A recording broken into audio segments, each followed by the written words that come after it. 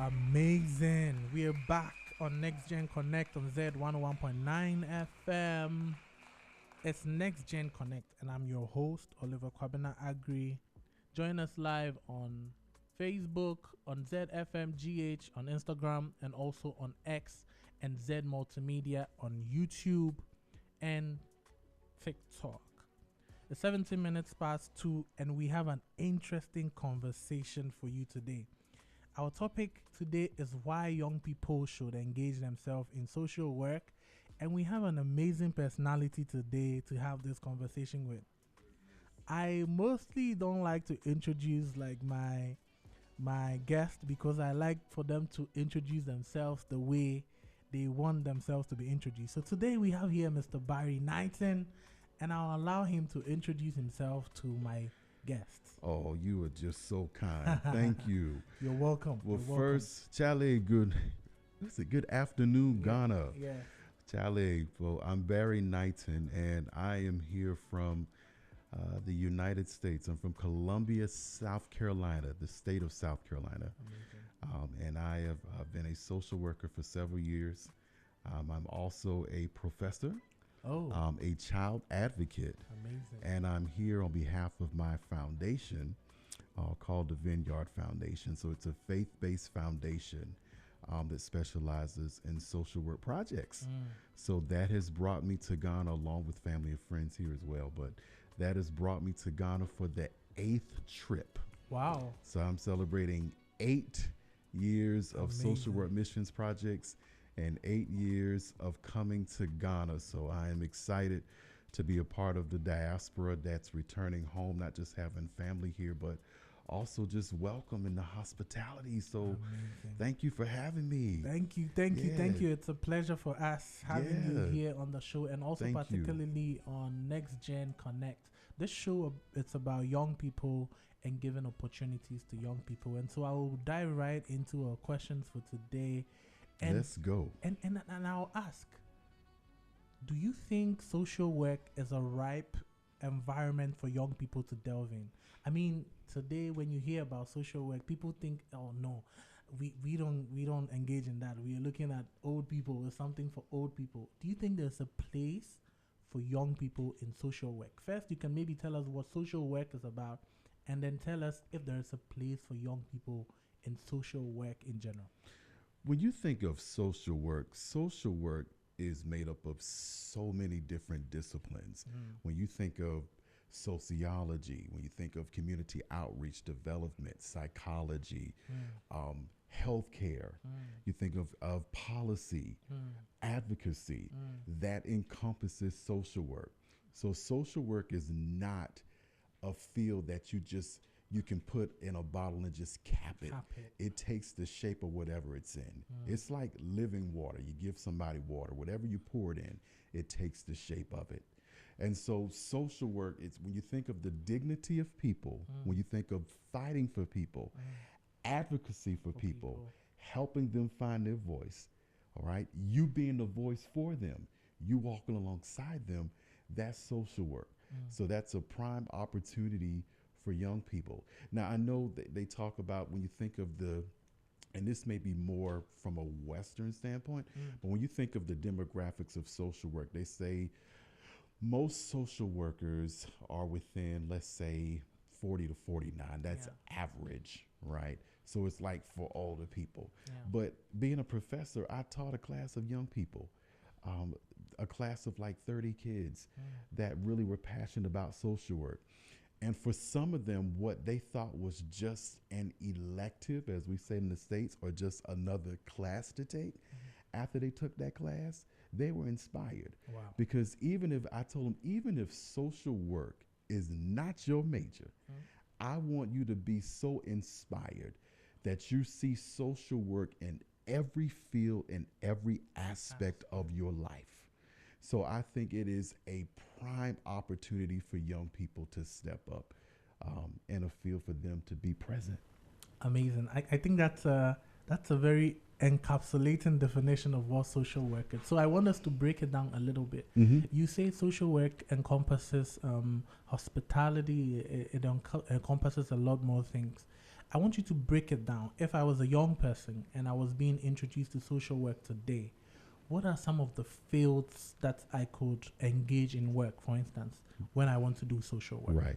So when you think of social work, think of three aspects. Okay. So you've got what they say micro, meso, okay, and then macro. So when you think of micro, that's kind of like one-on-one kind of counseling with people. We would say in the States therapy in that regards. You've got meso where you're dealing with like small organizations.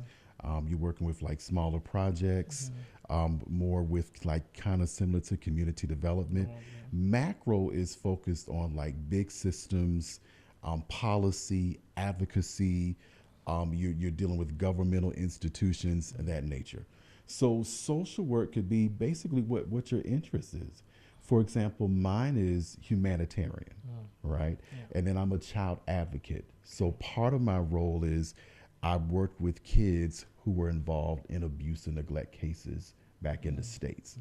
But you may have somebody that may specialize with dealing with young people, older people, finding like what we call geriatrics, finding resources and connections to make sure that those that are elders, our seniors here, our chiefs, those have the resources and connections and the systems in place for what they're dealing with.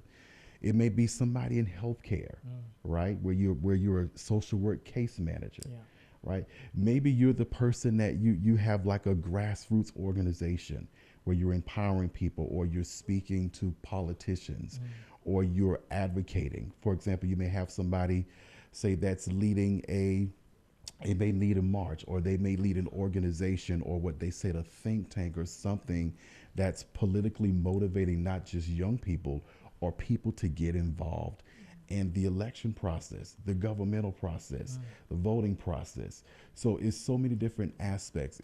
That's what I love about social work, is that it takes the shape of what it's in.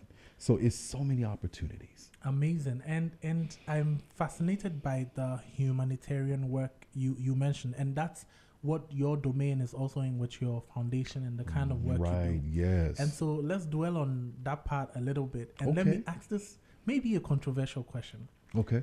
I talk to young people today and I ask them, why won't you do, let's say, NGO work or humanitarian work? And one of the first things they say is, there's no money in it, so I'm not going to do it. What's your take on that?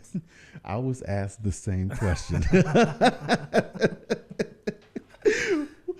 I was asked the same question. So when I went into social work, the first question that was asked is, you're going back to school. Wonderful. Yeah. What's your major?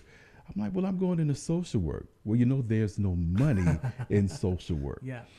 But I could say, as I got into social work, if you think about it in a box, when you think about it, it's like, what are the opportunities? But for me at the time, I worked for what we called a community health center organization, which specialized in access to healthcare for those that were in vulnerable populations in our community. So I was a healthcare access coordinator. Okay. So I was able to take those social work principles and add that to what I was doing. I oversaw two networks. One was dealing with the homeless population, and the other one was access to health care for vulnerable populations. And so there was actually money in the field that I was in. Now, when you think about just NGO work, it's a process. It has been. Yeah. But the blessing is in coming, anything that I needed, and I think about this, I got it. You got it. When I say God bless me, like anything, whatever money raised, whatever I needed to do this NGO, it came, and it was over and above what I needed. So I didn't allow the fear or the vulnerabilities, the perceived vulnerabilities, to stop me from doing what I was passionate about. Because think about people who have the money and they hate their job. Amazing, yeah. And you may drive a Lexus or have this big house on the other side of Ghana or in the States, and you dread going to work, you dread your life. You think about some people even having the resources, but mentally, suicide rates. So you have to look beyond just the money. And when you're passionate about something, the money will find you. I agree with you 100%. but I want us to walk young people through the journey Yes. of becoming someone, especially I'm thinking about the humanitarian aspect because that's Right. something I'm also very passionate about. Mm-hmm. So I am a young person listening to this show today. Mm-hmm. I want to come into humanitarian work or social work in Mhm. terms of humanitarian work. I've heard there's no money, but I've seen you and Barry Knighton, who is doing something amazing with young people. Mm-hmm. Where should I start? Start. All right. So the biggest thing is, I would say the first thing is they've started with the passion of it. Okay. So that's number one. Another thing is start looking at your options. Okay. What do you want to specialize in? All right. Because what do you want to do? Do you want to do outreach? Do you want to do healthcare? Like really research the area that you're looking at. Like for me, when I first went into social work, I really sat down and said, okay, first I realized I needed to go to school, but I also said, what do I want to do where I don't feel like I'm all over the place? Then I looked at, okay, put a plan in place, put a vision in place. Where do I want to be the next 3 to 5 years, or small goals, right? So I started with school. I started with kind of honing what I wanted to do. And then I looked at what are the options and are there other things that I needed to do to be able to compensate for that. So I would say, I think sometimes because it can be overwhelming. So I think if you start with small steps or a small vision to say, okay, I know I want to do this, right? Research. Okay, how does that look the next few years? How does that look the next 10 years? All right, then based on that plan, all right, now what do I need to do to get to that point?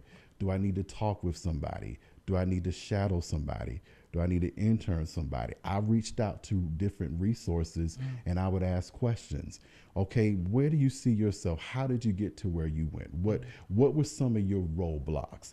So it wasn't me feeling like I had to reinvent the wheel, but utilizing the resources of those that were already in the field. And I'll capitalize on that also and ask, what is the role that mentorship, for instance, plays in this journey of starting something that you're not too sure of, up to getting to a place where you are at a level that you are? Does mentorship play a role, and how does that role come about? Mentor plays a powerful role. All right. A powerful role. It plays a powerful role. For me, going into social work and then seeing people like me, especially men, especially black men, because I would sit in class and I'd be the only guy. Wow. And so having people, I remember I had a friend, and I don't know if his name is Derek. Derek was already in the program, but having somebody to help me maneuver the system. Also, I say not just mentorship, but discipleship. Then I had a professor. I never forgot her name is Yanika. And I remember when I first went into the program, she was one of those professors where she would just tell me straight, this is how it is. And I never forgot the feedback that she gave me. And I still save the email to this day that she sent me with the feedback. And it's been years that she gave me some guidance on how to approach the program, how to get through there, and how to really set that. So having that mentorship and that guidance is important. It's just similar to discipleship, you know? So having a mentor or somebody who has the humility and understands the sacrifice and is willing to take the time. So for me, when young people come to me and they have questions and they want to meet with me and they want to talk to me, I think about where I was. I was in the same situation. So going to get something to drink, going to get a meal, and you talking to me, I want you to know that I am a resource for you. And I tell my students that.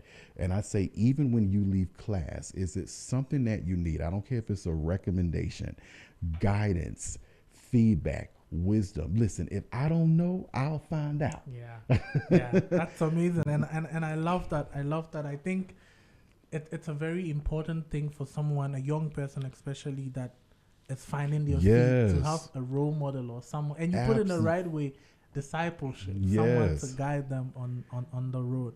And on the topic of discipleship, and I read your profile and I hear faith-based social worker.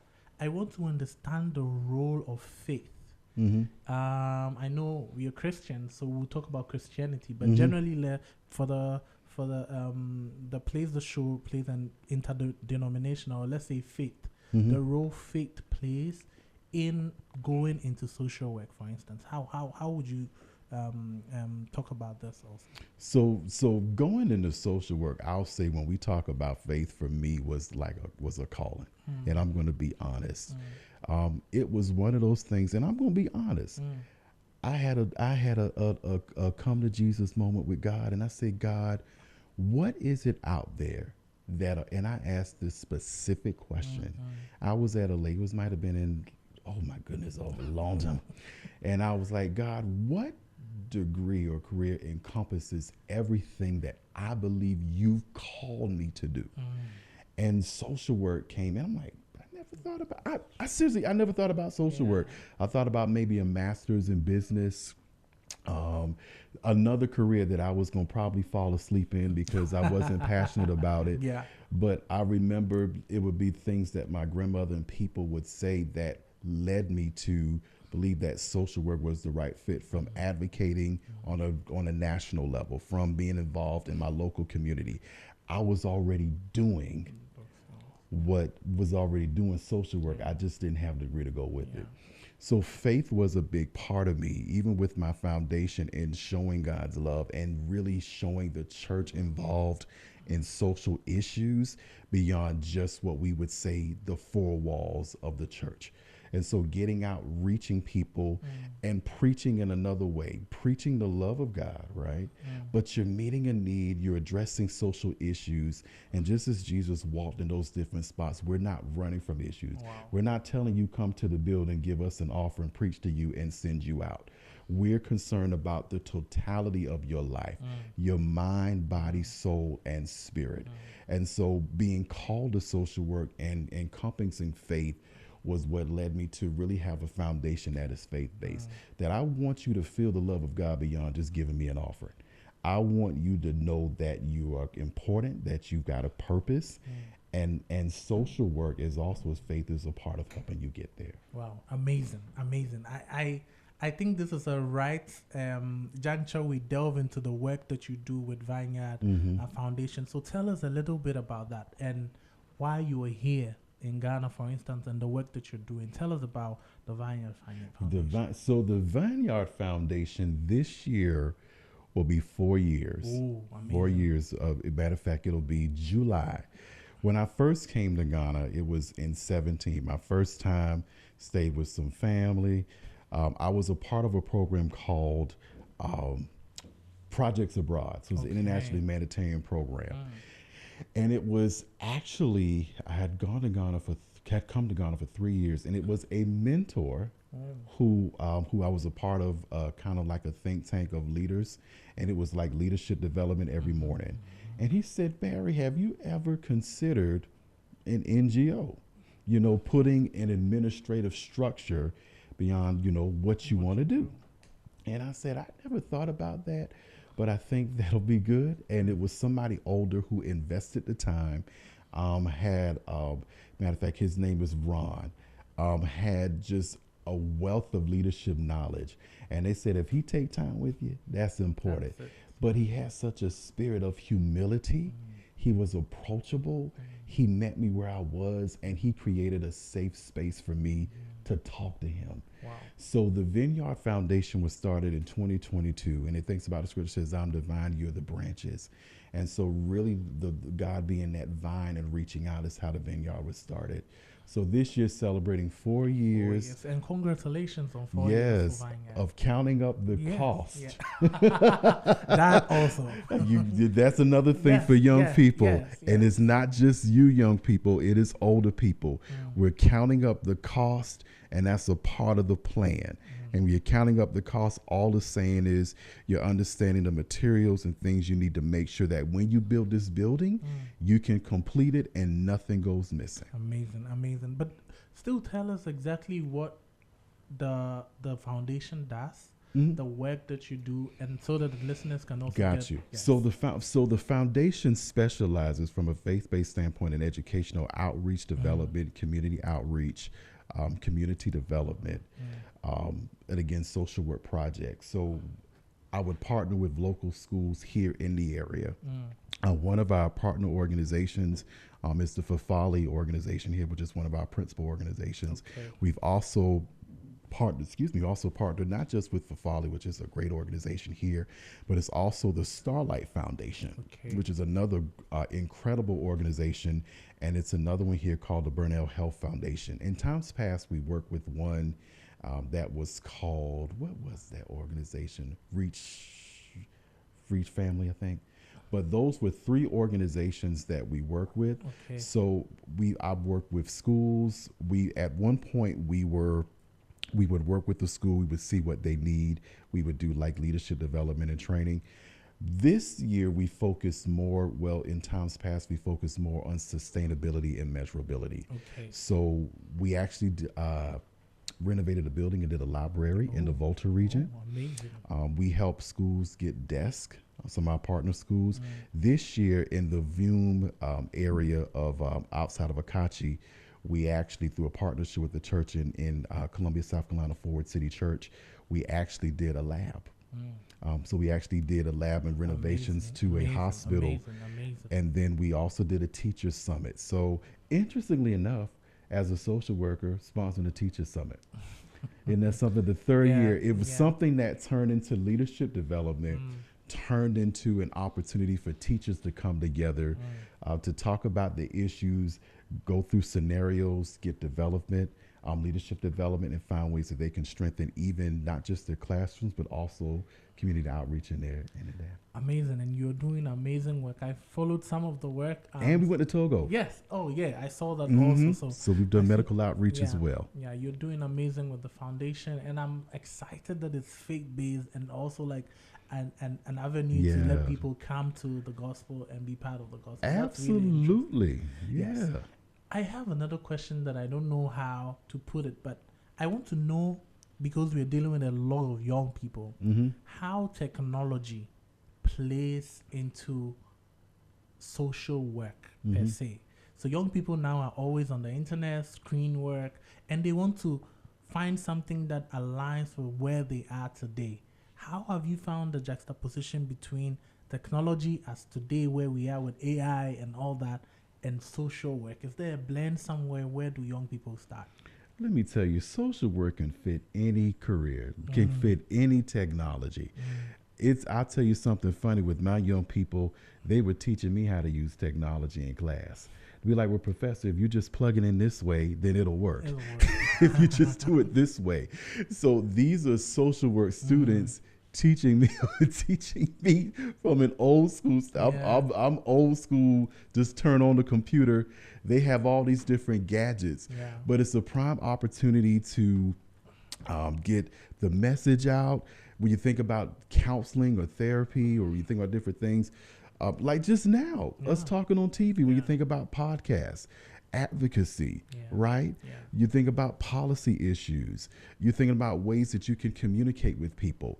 We as social workers, we know how to pivot.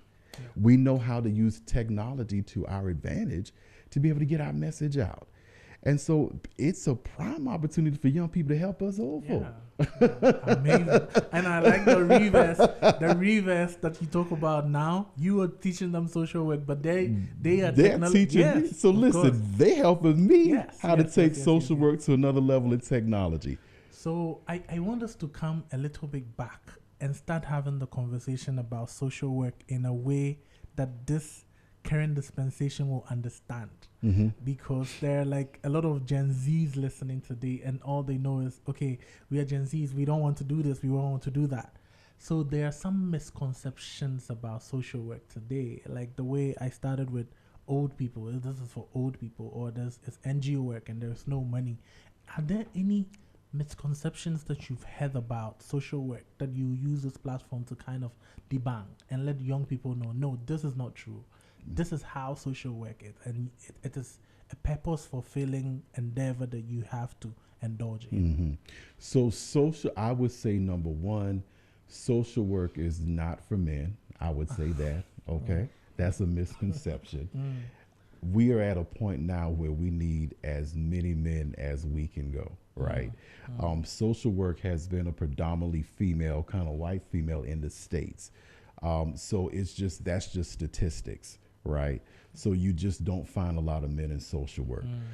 Another misconception I'm going to challenge is the money thing. Yeah. Is I do know that's the case. People want a living, right? They want a living. But you will be surprised of the opportunities. Like I have a friend now who is a social worker in the hospital. She is incredible. And she's having a chance to be a traveling social worker, which she travels to different states, different places. And so it's just the opportunities. If you're open to growing in opportunities, it's there. Another misconception I would say, and this is more from, and it'd be interesting even from a Ghana standpoint, but I know with us, social work was focused more on children, families, kind of foster care, abuse, or neglect. All right. So, for example, with us in my state, okay, we had what we call the Department of Social Services. People would immediately attribute social work to abuse and neglect. Right. So the stereotype that comes with that versus looking at policy, like for me, I was big on policy, right? I would come into an agency and I would see the issues, but I would want to know what are the policies and laws in place that's affecting the service delivery, right? And so I would focus more on policies or quality assurance, which there was one opportunity that led me to be able to talk to a chief of staff to talk about this is what's leading to our turnover.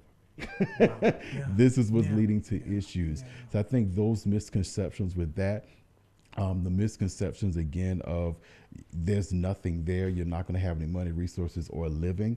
And I think once you get past that and you really sit down and you write your vision, you'll realize there are more opportunities there than you realize, you know. And as a young person, I see young people now just brilliant, innovative, creative, technology. Many of them are carving their own paths. They're touching territory that we as the older generation did not. And so how do they use that to their advantage? So I'm going to say it's kind of this saying that people say, let's not see the glass half empty, start seeing it half full. Yeah. Interesting. And I like that. I like that last part of what you said about let's not see the glass as half empty but half full. And you've been to Ghana for the past 8 years. And what are some of the opportunities you see in we can look at it from both ends. What are some of the gaps that you see, and what are some of the opportunities you see within the Ghanaian social work space that you think young people can take advantage of, and where should they start from? Ghanaian. So most of my experience with Ghana has been with the NGOs on the grounds, particularly in education. For me, going to the villages, most of my work shifted there to the Volta region. So I think opportunities in bridging those gaps, I think between the villages and the city, I think if young people are willing to travel, I think if they're willing to go different places, how can they take the innovation that say they got from the city and take it there, right? So I was seeing gaps within kind of like the villages, the connections there. The teachers, of course, getting the realization of what's really happening in the system, but saying, okay, how do we fix that? And so, but not being confined to that, but also realizing that there are other aspects of social work. So I think with the gaps, I saw some gaps with some of the NGOs, because again, money was a thing. Yes. But even with the NGOs, I saw opportunities for people that wanted to invest. Because there was one organization that I told them, I said, you will be surprised the people that want to pour into you, but they're just looking for an organization that they can trust, an organization that's with integrity. And so I was seeing, okay, even with funding, but also there are people that want to fund. For example, with my trip, I was blessed when they noticed the connections, I was able to bring in resources to be able to funnel to those places. But just building that trust and that integrity with people. So I think locally, bridging that gap, I would say, between the city, employment is one thing. One thing. Social workers, that we work with, is bridging those gaps. Maybe seeing better collaboration with some of the government organizations, some of the officials, on ways that we can do that. I tell people all the time, I think Ghana is the gateway. Yeah. Ghana can really be on the level, and it's got the people, it's got the brilliance, it's got the young people, that it can be a leading force, not just in Africa, but in the world. And so that's why I really want to tap that. That's really powerful. And on that note, I will ask about partnerships in social work. And this could also be a way for you to talk to people out there to partner with the kind of work you do. What are some of the partnerships that people need to succeed in social work? And this can also be a call to you to call on people that are out there to support the kind of work that you do, especially within Ghana. Right.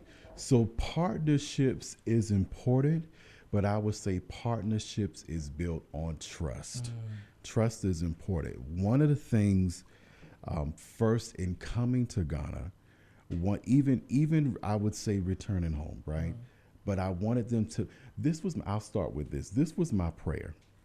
When I was sitting in an airport when I first came in Brussels, Belgium, my prayer was, and I wrote this down in my book, God, help them to know that I am just as interested in getting to know them as they are getting to know me.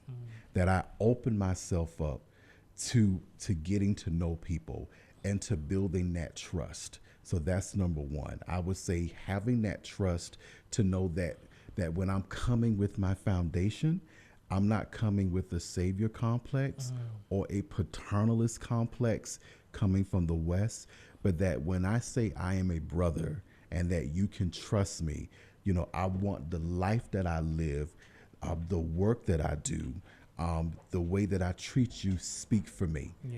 Because I could say it all, but I want my actions to speak for me. So I would say the trust factor, number one. Healthy organizations, administration, how you do that and building those partnerships.